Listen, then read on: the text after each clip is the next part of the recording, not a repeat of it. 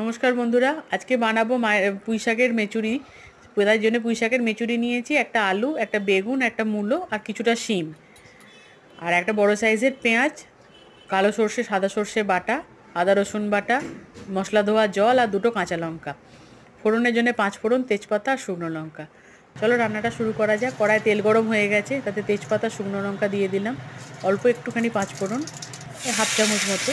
ওটা একটুখানি বাদামি কালার হয়ে গেলে এবার পেঁয়াজটা তুলে দিচ্ছি। ওটা একটু লাল লাল করে ভেজে নিতে হবে। লঙ্কাগুলো ওর সাথে দিয়ে দিয়েছি যাতে একটুখানি ভাজা হয়ে যায়। এবার আদা রসুন বাটাটা দিয়ে দিচ্ছি, কারণ ওর সাথেই ভেজে নিতে হবে যাতে কাঁচা গন্ধটা যেন চলে যায়, মশলার যে কাঁচা গন্ধটা থাকে।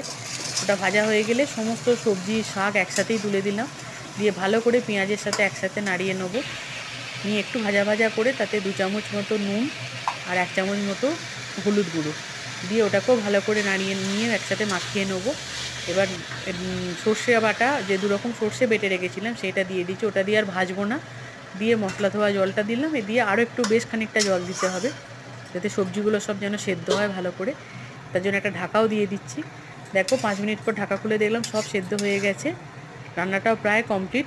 তাতে একটুখানি স্বাদ মতো চিনি আর 1 চামচ সর্ষের তেল নাবানোর আগে দিয়ে দিলে খুবই ভালো খেতে লাগে। রান্নাটা কমপ্লিট, গরম গরম ভাতের সাথে দুর্দান্ত লাগে।